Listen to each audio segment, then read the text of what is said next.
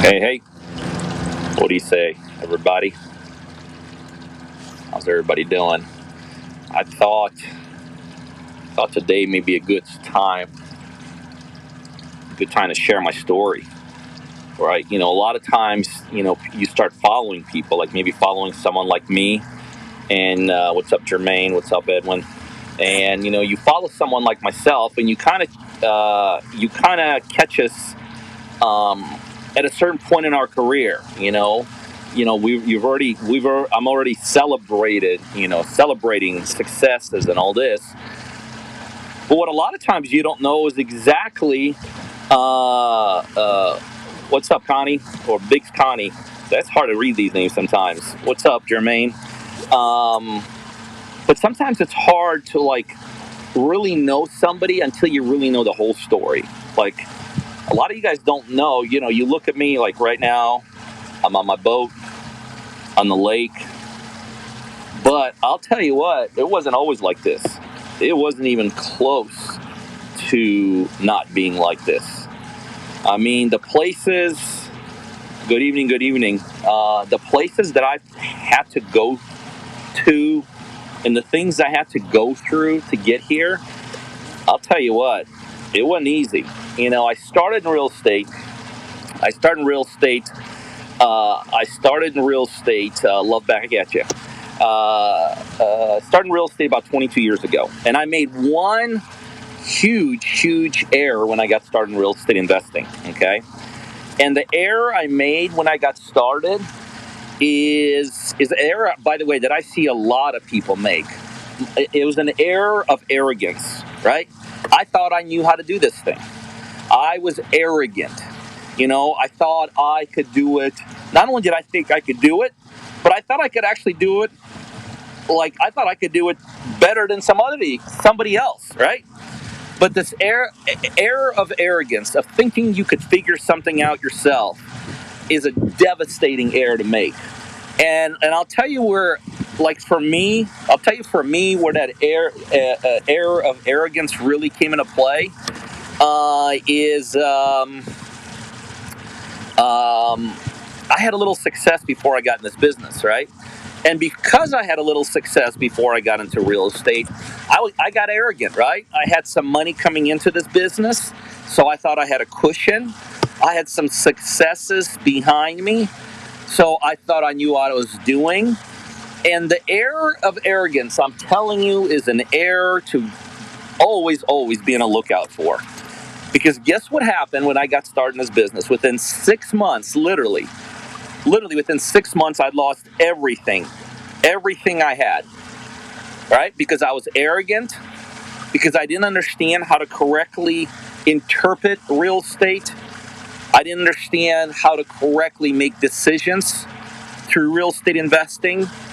I didn't understand back then, like, for instance, that when you get started in real estate, everybody around you knows that you're a beginner, knows that you're just starting. And guess what happens when professionals know that you're a beginner? Guess what happens when professionals know that you don't know what you're doing? They take advantage of you. I mean, they literally take advantage of you. And I got taken advantage by every single person around me when I got started in real estate. So what I became to everybody is I became a paycheck, right? I became a paycheck to my realtor. They were misrepresenting numbers to me, and they were giving me comps. I became a paycheck to my construction guys, right? Because all they did is they underbid everything just to get the jobs. And when I ran out of money, and they ran out of money, and the job wasn't done, guess what I had to do? I had to spend more money.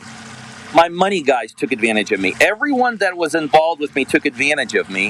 And literally within 6 months, because of this business, I was broke. I was out of money, right? So what do I do? Now think about this.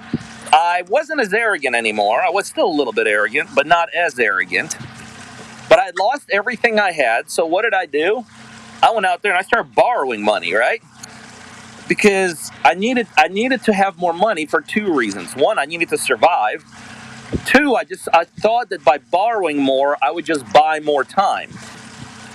Why? Again, that's stupid thinking. That's arrogance thinking. thinking all I need is more time, and if I have more time, then I'll be successful. Okay? And that's an arrogance. People think, well, if I just have enough time. No, it's not just having enough time, it's doing the right thing, right? It's not just a matter of the right time. You got to do the right thing. So for 2 more months, I arrogantly tried to make everything I had back, and again, try to learn it as I go. Well, guess what happened? All the money I'd borrowed within 2 months was gone. Okay, within 2 months, all the money I had borrowed was gone. So now I'd lost all my money, and I lost another $250,000 of other people's money. So guess what I did then?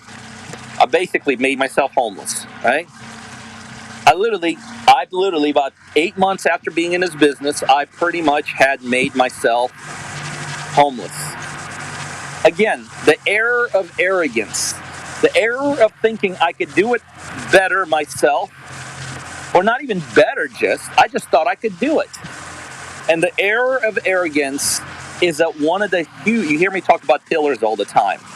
Well, the error of arrogance, okay, the error of arrogance will kill you all the time. It's a terror. There is pillars of success, and there's pillars of failure. The pillar of arrogance is one of the huge pillars of failure. So 8 months after I got in this business, I was basically didn't have anything to show for it. I didn't have anything I used to own, and to a degree, you could say I was basically homeless. Right? Finally, at that point, and hopefully it doesn't take you that long. Finally, at that point, I had an epiphany. And it was a very basic one. Turning the boat around. By the way, I'm on Lake Lanier here, guys. This is almost 800 miles of shoreline. If I take my boat and hug the shoreline, it'll take me over a day, probably over a couple days to get around the whole thing. All right, so 8 months into business, I was homeless. Finally, it comes to me. It finally hit me. I gotta get my head out of my butt, and I have to find somebody. I have to find a coach. I have to find a mentor. And this is a pillar of success, alignment. Pillar of failure is arrogance. Pillar of success is coaching and mentorships. Okay? So I found my first coach back then, mentor. His name was Barton. And back then, Barton just wanted to make sure that I was coachable. Now, at that point, guys, when you're basically homeless and you have nothing to show for it, all of a sudden you become very coachable. I went from being totally arrogant to being totally coachable, right? It's amazing how life teaches us, isn't it? If only had I been coachable and not arrogant 8 months before then, I wouldn't have lost everything I had. Now, check this timeline out. This is very interesting. At that point, 8 months into it, I was about $750,000 into debt. I was about $750,000 in debt. And had really no place to go. All right? It took me and Barton, I'd meet him like once a week. Okay? I'd meet him like once a week. And within 3 years, I'd back to zero. I was $750,000 in debt. Within 3 years, I was back to zero. So basically, it could be argued for those 3 years, I worked for nothing. 2 years after that point, one morning I woke up, I looked at my checking account, I had $1 million in it.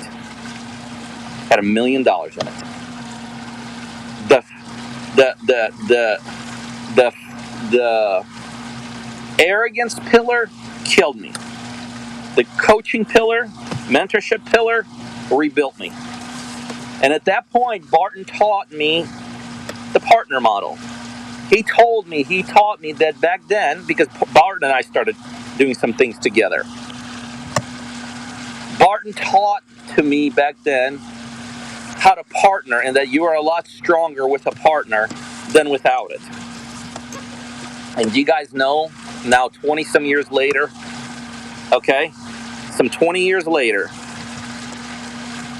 100% of all my real estate deals are with partners across the United States. Why? Do I need to partner in every deal? No, I don't need to. But I know I myself am stronger with partners than I am without partners. I know I myself can do more with partners than without partners. So, by the way, if you're interested in doing some real estate deals with me, if you're coachable, you're a hustler, DM me the word partner. Not on this chat. Do it through do a direct DM to me. As long as you're in the States and you're coachable and you want to level up, I'll do the same thing for you that Barton did for me. I'll coach you. I'll generate leads and opportunities for you. I'll provide you all the capital. And when we sell them, you take 50%, I take 50%. Best thing going in real estate investing. DM me the word partner if you're interested.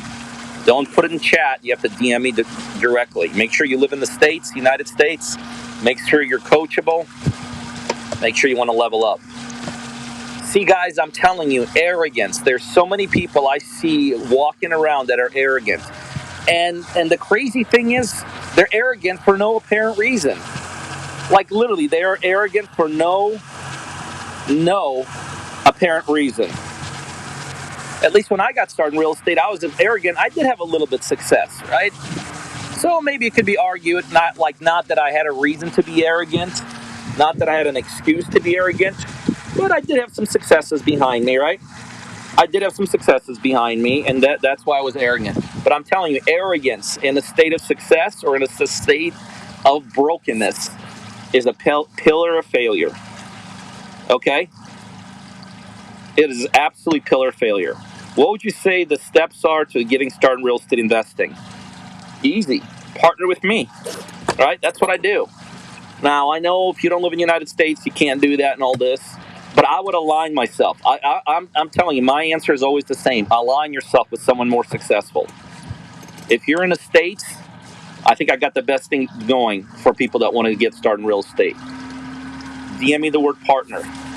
But if you're not in the United States, or you don't want to partner with me, my suggestion is still find someone more successful. I think the ultimate pillar of success is aligning yourself, okay? Is aligning yourself with people that are more successful than you, okay? The ability to align yourself, okay?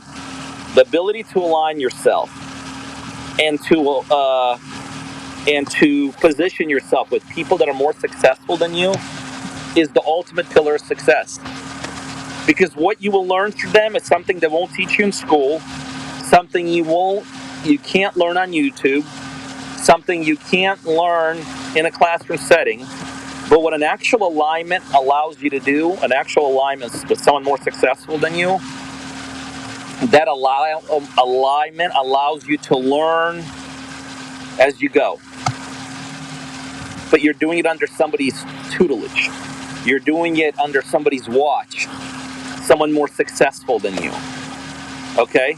And that is the ultimate way to become successful. But again, if you're in the States, you got an advantage. You got me. I'm looking for partners. Okay? I'm literally looking for partners to do deals with. What are the steps to paying off debt? Well, to pay off something, you got to make something, right? You know, a lot of people are always worried about paying things down. I always say, worry about making. Worry about generating. When you generate and you make, that's when you pay it down. Okay? But I do like the attitude of paying things down, honestly. Even if at your level you can't do it big chunks, at least do it a little bit at a time. Because what that'll do is that'll teach you, that'll get you, create a good habit of paying things down. What advice would you give a 19-year-old? That's easy. Try things out. When you're young, this is the time to really figure out what your strengths are what your weaknesses are, what you love, what you don't love. Okay, that's the kind of stuff. When you're young, bounce. You got no husband, you got no wife, you got no kids, you don't have big debt. If you're gonna make an error, that's the time to do it. It's a great time to be alive when you're that young. Figure out what your skill set is. Figure out what your life needs to be about from a passion perspective, a happiness perspective. Try different things. Okay, try different things. Don't be afraid to fail, and don't ever be afraid to try. What do you think? What do I think about people who think they can't end up in their life with something? So what do I think about people that think that they themselves can't do anything? I don't think much of those people. Okay? I don't think much of those people at all. I think that's an excuse. Anyone that says I can't do something, that's just an excuse not to do it, in my opinion. We're all a lot more capable. We're all a lot more talented than we give ourselves credit to.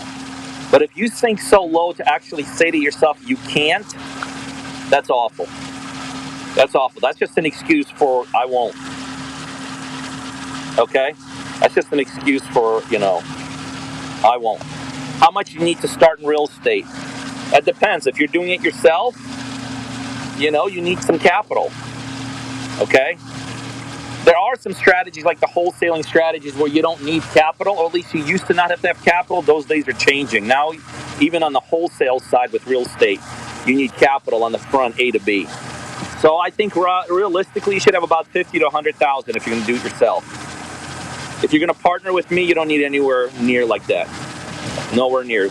If you and I are going to do deals anywhere in the United States, I'll get you started for pennies on a dollar, literally. I want more partners. I don't make it cost prohibitive in my world. Not at all. Let's see. Am I advising to start the real estate business and debt and no money? Probably not. No. If you have no money and if you're actually backwards, you're in debt, real estate business will chew you up and spit you out. Okay? I think it'll chew you up and spit you out. I think you should go get some money, save up some money, get a comfortable job. It sounds like you want to do it yourself. If you're going to do it yourself, that's a tough business to do it yourself in. I'll be honest with you, very tough. All right, let's see. I'm going to grab this question. Boom, boom, boom. Boom. Sorry, I'm trying to grab you right here. Is there some risks involved if you don't have tenants or clients and you need to pay off debt? Yeah, if you don't have an income coming in and you need to pay off debt, that's not a good thing, right? It's not a good thing if you don't have an income coming in. I think if you're financially in trouble, you need an income coming in. Okay? You need it. Thank you, Ted, for that. I appreciate it. If I failed once, should I try again? Or should I quit and start another thing? That's a good question. That depends. That really does depend. Shut my boat off. I think if you're... So the question is, if I tried something and it didn't work and I failed, should I quit it? Here's how I answer that. If what you're doing has the upside you're looking for, there's a good chance you may have not done it long enough. Which is, by the way, this is another pillar of failure. Quitting too soon. Okay? If what you're doing has the upside you're looking for, don't quit. And if you can keep going. What you quit is if you're doing something, it has no upside, it'll never get you what you want, you're not even sure why you're doing it, okay? Those are things you want to quit. But if what you're doing is doable, you've aligned with someone, it's not just you bouncing all over the place, and it has the right upside, you stick it out. Success never comes easy, guys. I've never heard anyone talk, okay? I've never heard anyone talk and say, yeah, I'm successful. It's the easiest thing I've ever done. That stuff don't happen, guys. It just don't happen. And so since it don't happen, don't expect it to happen. And if your expectations are reasonable, if your expectations are reasonable, if your expectations is reasonable, then you'll make it happen one day. Okay? Success doesn't come through success. Success comes through failure. How do you deal with failure? You got to accept it. It's part of life. Oh, there's a big fish just jumped right there. Failure is just part of success. Failure is only failure is if you keep on failing at the same thing over and over. It has no upside, has no potential. It has nothing that you ever want out of it. It has no ability to give you anything, and you still keep on doing it. That's what I call failure. Failure on the road to success, failure as a process of success, hey, congratulations. That's the kind of failure we want, right? How to stop negative thinking. It's a habit. It really is. You know, most of the bad things and most of the good things in our lives are as a result of habits. They really are. And so is negative thinking. And hey guys, I could relate. I go through that myself sometimes. You know, especially like I wake up early in the mornings. I'm an early riser. By the way, that's a pillar of success, creating time for yourself, waking up early. I mean, I get negative thinking sometimes. Wake up early in the morning, it's dark everywhere, you know, your mind goes into crazy places. So I've been there, you know. Start getting positive things. Start getting positive people around you. Start accomplishing on a small scale daily, okay? Start doing things like that. Success breeds success, and failure breeds failure. I mean, that's just the way things are, okay?